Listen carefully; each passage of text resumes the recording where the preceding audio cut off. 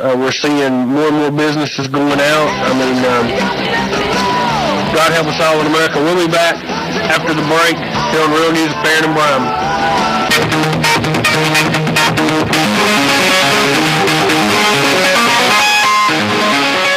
All right, we're back on the Real News with Farron and Brian. The website's realnewsradio.com. Again, while we were doing the war powers, if you'd like to hear the FDR speech, go to the website, realnewsradio.com.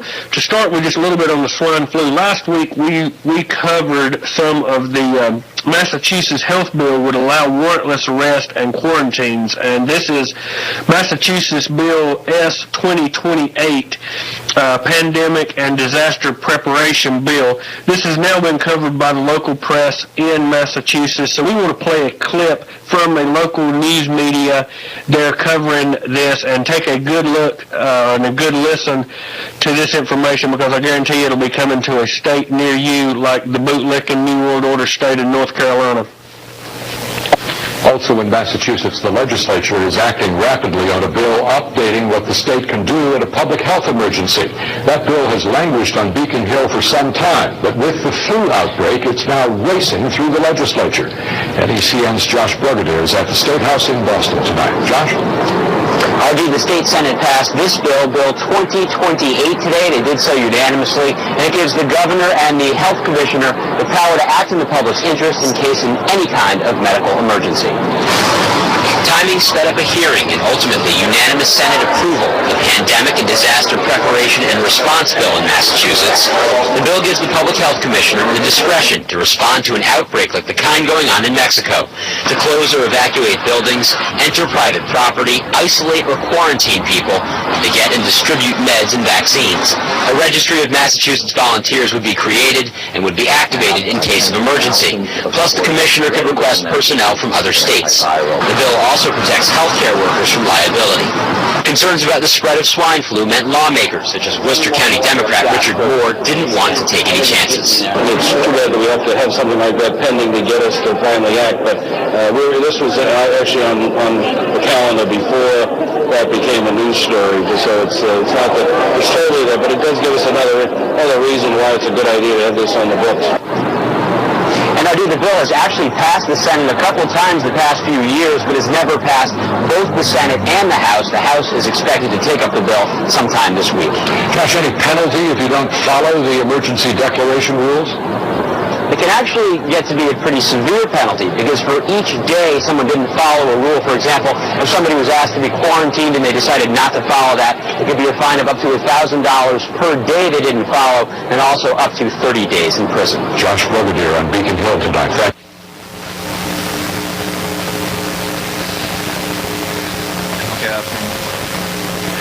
Okay, so what we saw there was Massachusetts is picking it up to $1,000 fine if you dare to resist the swine flu vaccine. So something we've been reporting, and here we're seeing it in the local Massachusetts. $1,000 fine per day and possible jail time. We have had a report that this is going on in this state, but we can't confirm that. We're going to give out the phone number if you'd like to call in. We'd like to hear what you might have to say today. This is a forum for you, the listeners, and the phone number is 1-866-986-6397. Let me give that out again.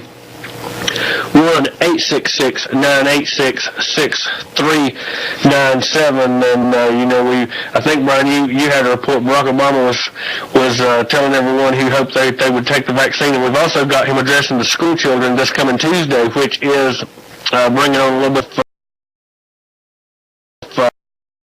Your thoughts on this? Massachusetts, $1,000 a day fine.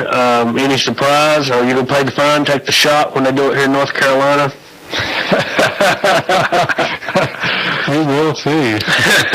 I got a shot for him. But you want to continue with the news?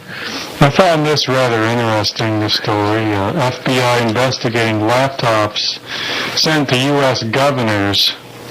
This is IDG News Service. The U.S. Federal Bureau of Investigation is trying to figure out who is sending laptop computers to state governors across the U.S., including West Virginia Governor Joe Manchin and Wyoming Governor Dave Fugenthal. Some state officials are worried that they may contain malicious software.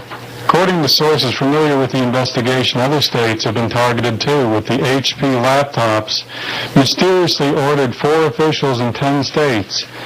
4 of the orders were delivered while the remaining 6 were intercepted, according to a source who spoke on condition of anonymity because of the ongoing investigation. The West Virginia laptops were delivered to the governor's office several weeks ago, prompting state officials to contact police.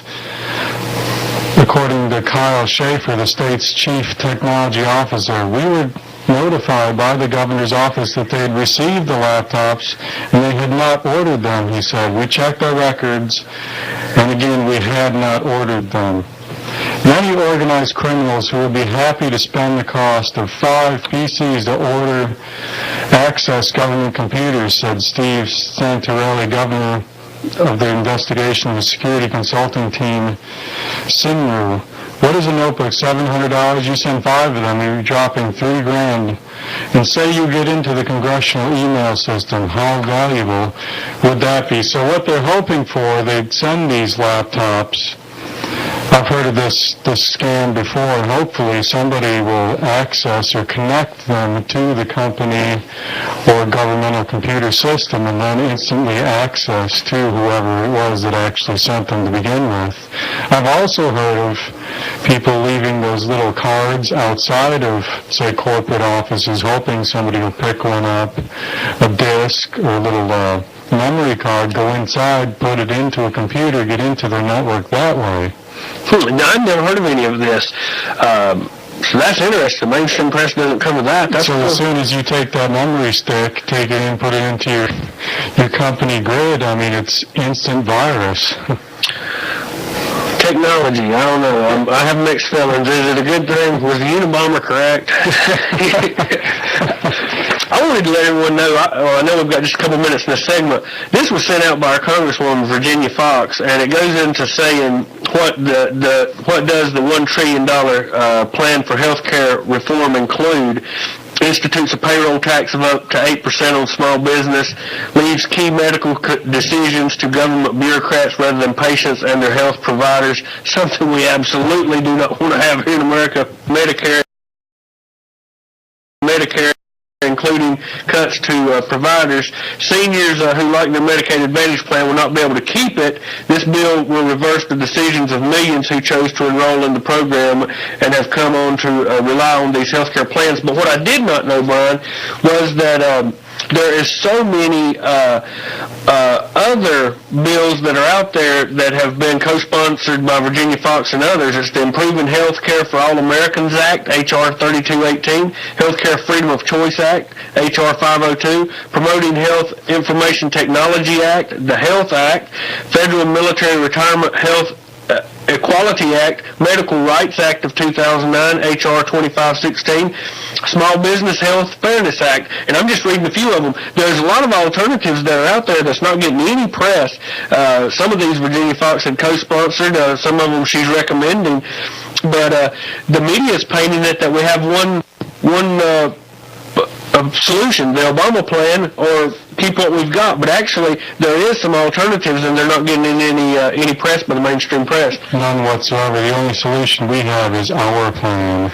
Yeah, and we do not need more government. I think everyone is sick up to the gills of more government, and we do not want an Obama health care plan. That would just be the end. So we're going to continue with the news, but if you'd like to call in after the break, call in 1-866-986-6397. And I want to go into this, Brian. CNBC reported 1,000 banks to fail in the next 2 years. That's always a good sign of an economic recovery. Banks failing at the rate of 500 per year. What would that be? 10 a month? Okay, we'll be back on the Real News after the break. Word from our sponsors.